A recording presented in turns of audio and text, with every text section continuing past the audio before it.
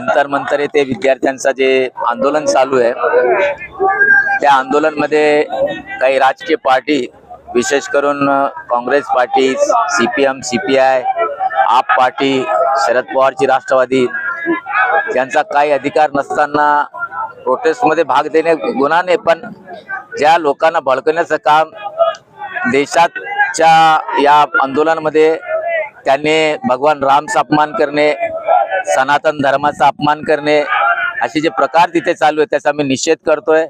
आणि काल सन्मान्य नरेंद्र मोदी यांच्या निवासस्थानमध्ये आपल्या राहुल गांधी असेल, प्रियंका गांधी असेल या लोकांनी जे ॲजिटेशन केले, म्हणजे जे वाक्य त्यांना पार्लमेंटमध्ये बोलला पाहिजे ते तिथं न बोलता बाहेरून जे त्यांनी आंदोलन केले त्याचा निषेध म्हणून आम्ही एक सांसद त्याच्या कार्यालयासमोर आम्ही निषेध मोर्चा करतोय।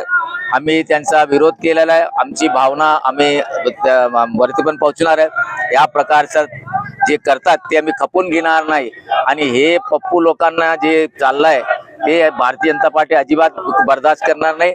आणि प्रभू राम असेल किंवा सनातन धर्मावर कोणी यानंतर बोलेल तर आम्ही चोख त्याचं उत्तर देणार आहे। साहेब 20 दिवस आंदोलन चाललंय मात्र सत्ताधारी तिकडे फिरकले नाही म्हणून हे सगळं उद्रेक झालाय। सत्ताधारी जर लवकर बोलणं झालं असतं आंदोलकांशी तर हे सगळं घडलं नसतं। बघा हे एक मिनिट असं नाही, बोलणं झालं नाही असं नाही, त्याचं बोलणं झाला त्यासाठी त्यांचे कोणतं शिष्टमंडळ असेल त्या शिष्टमंडळ गेला पाहिजे ना, कोणी गेला नाही।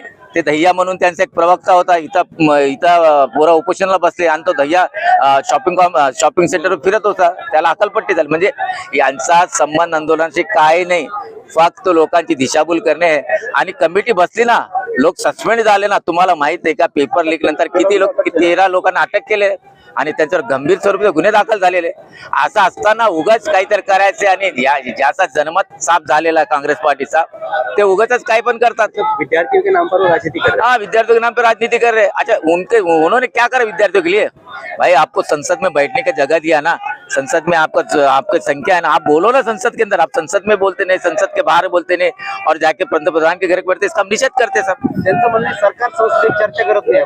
तुम्ही आजच बघा, मी तुमच्या टीव्ही माध्यमातून बघितलं, आपले जे ओम बिर्ला जी आहेत त्यांनी स्पष्ट सांगितलं की मी तुम्हाला वाटेल तेवढा वेळ देणार, राज्यसभा आणि लोकसभा त्यांनी वेळ दे, पण हे बोलायला तयार आहे। त्याला हंगामा करायचे, स्टुडंटचं नाव आणि दहशत निर्माण करणे, वातावरण खराब करणे हेच काम करतात ते लोक।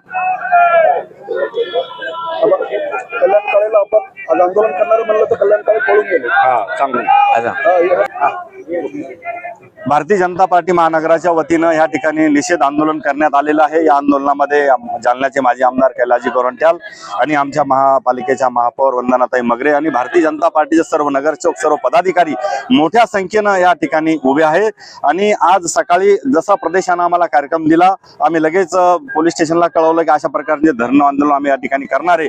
परंतु ज्या लोकांनी, जालन्याच्या लोकांनी ज्या खासदाराला निवडून दिलं ते खासदाराने या ठिकाणी पलायन केलेलं आहे आणि म्हणून आपल्या देशाचे प्रधानमंत्री नरेंद्रजी मोदी तिसऱ्यांदा पंतप्रधान म्हणून विराजमान झाले म्हणून या काँग्रेस पक्षाच्या पोटामध्ये दुखतं आणि विद्यार्थ्यांना पुढे करून हे आंदोलन करण्याचा प्रयत्न त्या ठिकाणी करतात।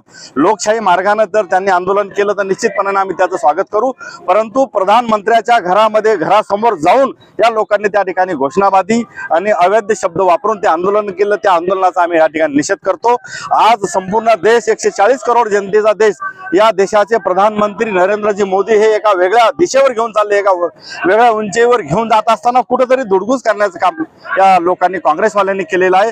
हे लक्ष विचलित करण्याचं काम विद्यार्थ्यांना पुढे करून करतात, म्हणून आम्ही या काँग्रेस पक्षाचा निश्चितपणे या ठिकाणी निषेध करण्यासाठी मोठं जन आंदोलन या ठिकाणी उभारलेलं आहे। आणि हा आंदोलन आमचा शांतीपूर्ण आहे, आम्ही शांतीपूर्णाने करतात आहे।